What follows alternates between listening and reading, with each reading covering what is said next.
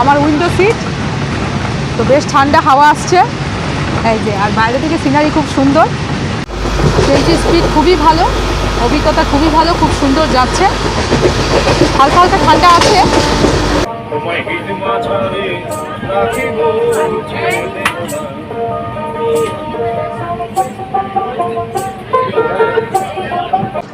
ওয়ারিয়া জংশনে এসে ট্রেন এসে দাঁড়ালো। ট্রেন প্রায় 30 মিনিট লেটে চলছে। ক্যামেলিয়াস ট্রাভেল মেমোরিজে সকলকে স্বাগত। এখন দাঁড়িয়ে রয়েছি বরাকর স্টেশনে। আজ আমরা মাইথন থেকে বাড়ি ফিরে যাব 12340 কোলফিল্ড এক্সপ্রেসে করে। আর এই কোলফিল্ড এক্সপ্রেসে বরাকর থেকে হাওড়া পর্যন্ত সম্পূর্ণ ট্রেন জার্নির অভিজ্ঞতাই শেয়ার করব আজকের এই ভিডিওটির মাধ্যমে।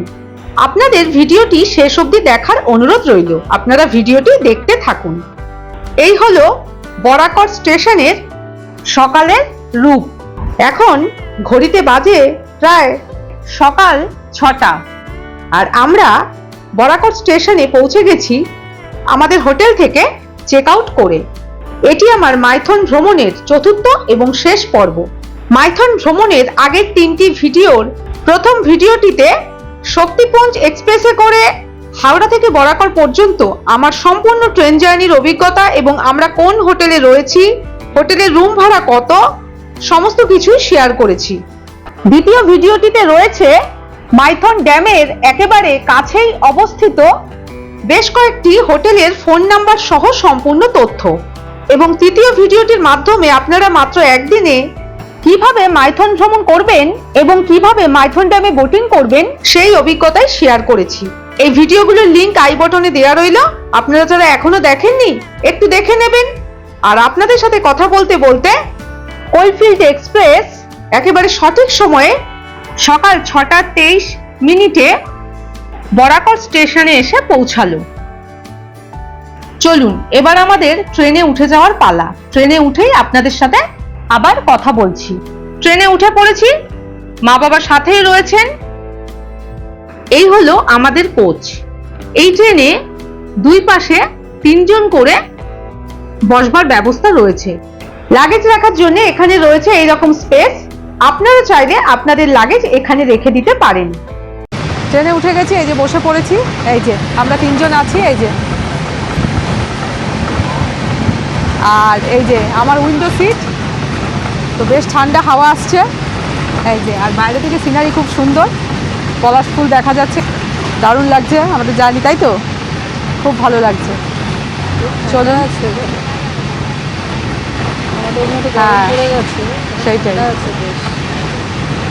চলুন এই ট্রেন জার্নির অভিজ্ঞতা শেয়ার করব আপনাদের সাথে। এই কোলফিল্ড এক্সপ্রেস সপ্তাহে প্রতিদিনই কিন্তু বরাকর স্টেশন থেকে সকাল 6টা 24 মিনিটে ছেড়ে যায় আর হাওড়ায় পৌঁছায় সকাল 10টা 25 মিনিটে। আমরা সেকেন্ড সিটিংয়ে জার্নি করছি। আমাদের ট্রেন ফেয়ার পড়েছে জনপ্রতি 120 টাকা করে। বরাকর থেকে হাওড়া পর্যন্ত মোট 9টি হল্ট স্টেশন অতিক্রম করবে কোলফিল্ড এক্সপ্রেস। প্রথম হল্ট স্টেশনটি হলো কুলটি, দ্বিতীয় হল্ট স্টেশনটি হলো সীতারামপুর, আর এখন আমাদের ট্রেন তার তৃতীয় হল্ট স্টেশন আসানসোল জংশনের দিকে এগিয়ে যাচ্ছে। আর ট্রেনটির স্পিডও কিন্তু বেশ ভালো। আসানসোল জংশনে এসে ট্রেন দাঁড়ালো। এখানে 3 মিনিটেরই হল্ট রয়েছে আর ট্রেন এই 7 মিনিট মতো লেটে চলছে। ঠিক 3 মিনিট পর আসানসোল জংশন ছেড়ে দিল কোলফিল্ড এক্সপ্রেস। এর পরের হল্ট স্টেশনটি হলো রানীগঞ্জ। কোলফিল্ড এক্সপ্রেস ছাড়াও রয়েছে আরো বেশ কয়েকটি জনপ্রিয় ট্রেন, যেগুলো করেও আপনারা বরাকর থেকে হাওড়া পৌঁছাতে পারেন। সেই রকম একটি ট্রেন হলো 22388 ব্ল্যাক ডায়মন্ড এক্সপ্রেস, যেটি বিকেল 4টে 55 মিনিটে বরাকর থেকে ছাড়ে এবং হাওড়ায় পৌঁছায় সেই দিনই রাত 9:30টায়।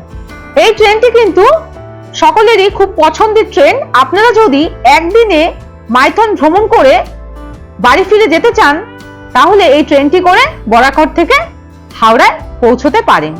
এছাড়াও রয়েছে 11447 শক্তিপুঞ্জ এক্সপ্রেস, যেটি সন্ধ্যা 6:58 বরাকর স্টেশন থেকে ছাড়ে আর হাওড়ায় পৌঁছায় সেই দিনই রাত 10:45। আপনারা এই ট্রেনটি করেও একদিনে মাইথন ভ্রমণ করে বাড়ি ফিরে যেতে পারেন। ট্রেনটির স্পিড খুবই ভালো, অভিজ্ঞতা খুবই ভালো, খুব সুন্দর যাচ্ছে, হালকা হালকা ঠান্ডা আছে। আমরা পৌঁছে গেছি কোলফিল্ড এক্সপ্রেসের চতুর্থ হল্ট রানীগঞ্জে। তবে ট্রেনটি প্রায় 10 মিনিট লেটে চলছে। যদিও এখানে 1 মিনিটেরই হল্ট রয়েছে, তবে প্রায় 15 মিনিট পর কোলফিল্ড এক্সপ্রেস রানীগঞ্জ স্টেশন ছেড়ে দিল। এর পরের হল্ট হলো অন্ডাল জংশন। এই ট্রেনটিও কিন্তু বেশ ভালো। আপনাদের হাতে যদি একটু বেশি সময় থাকে তাহলে আমাদের মতো বেলা 1:10 শক্তিপুঞ্জ এক্সপ্রেসে করে পৌঁছে যেতে পারেন মাইথন। সেই দিনটি হোটেলে বিশ্রাম নিয়ে পরের দিন মাইথন ঘুরে দেখতে পারেন এবং তৃতীয় দিন সকালবেলা 6:24 এই কোলফিল্ড এক্সপ্রেস ধরে পৌঁছে যেতে পারেন হাওড়া। আর আমরা পৌঁছে গেছি অন্ডাল জংশনে। এখানে 2 মিনিটেরই হল্ট ছিল। 2 মিনিট পর অন্ডাল জংশন ছেড়ে দিল কোলফিল্ড এক্সপ্রেস। ট্রেন কিন্তু এখন প্রায় 30 মিনিট লেটে চলছে। যেহেতু আমরা বসন্তকালে মাইথন ভ্রমণ করছি, তাই ট্রেন থেকেই প্রচুর পরিমাণে পলাশ ফুলের বাগান দেখতে পেলাম, যেগুলো লাল পলাশ ফুলে সেজে উঠেছিল। এই দৃশ্য দেখতে কিন্তু ট্রেন থেকে ভারী সুন্দর লাগছিল আমাদের। ওয়ারিয়া জংশনে এসে ট্রেন এসে দাঁড়ালো। ট্রেন প্রায় 30 মিনিট লেটে চলছে। ট্রেন ওয়ারিয়া স্টেশন ছেড়ে দিল। এখানে 1 মিনিটে হল্ট ছিল। ট্রেন প্রায় 8 ঘন্টা লেট। এখন প্রায় 8টা বাজে আর ট্রেনটির পৌঁছানোর সময় ছিল 7:29। এখানে 1 মিনিটেরই হল্ট ছিল। 1 মিনিট পর ওয়ারিয়া স্টেশন ছেড়ে দিল কোলফিল্ড এক্সপ্রেস। এর পরের হল্ট স্টেশনটি হলো দুর্গাপুর। আর একটি ট্রেনে বসে বাইরের আরো একটি ট্রেনকে দেখতে কিন্তু বেশ ভালো লাগে। মাইথন কিন্তু পিকনিক স্পট হিসেবেও খুবই বিখ্যাত। প্রতি বছর শীতকালে বহু পর্যটক এখানে পিকনিক করতে আসেন। আপনারা মাইথন ভ্রমণে শীতকালে অথবা বসন্তকালে আসতে পারেন। দুটি ঋতুই কিন্তু মাইথন ভ্রমণের জন্য খুবই আদর্শ। তবে আপনারা যদি আমাদের মতো ট্রেনে বসে পলাশেরাঙ্গা মাইথন দেখতে চান, তবে অবশ্যই আসতে হবে বসন্তকালে। কোলফিল্ড এক্সপ্রেস দুর্গাপুর স্টেশন ছেড়ে দিল। 2 মিনিটে হল্ট ছিল। 2 মিনিট পর ট্রেন ছেড়ে দিল দুর্গাপুর স্টেশন থেকে। তবে ট্রেন কিন্তু এখন প্রায় 40 মিনিট লেটে চলছে। ট্রেনে বসে বাউলের গান শুনতে কিন্তু খুবই ভালো লাগে। আমি যখন মাতারা এক্সপ্রেসে জার্নি করেছিলাম তখনও আপনাদের বাউলের গান শুনিয়েছিলাম। এবার চলুন কোলফিল্ড এক্সপ্রেসে বসে একটু বাউলের গান শুনে নেওয়া যাক।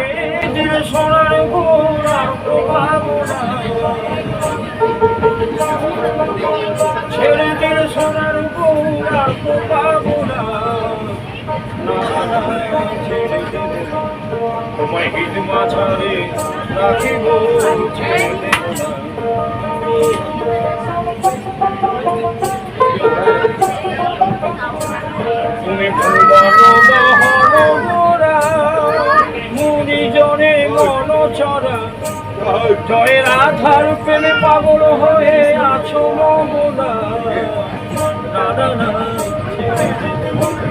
তোমায় হিত মাঝারে রাখিব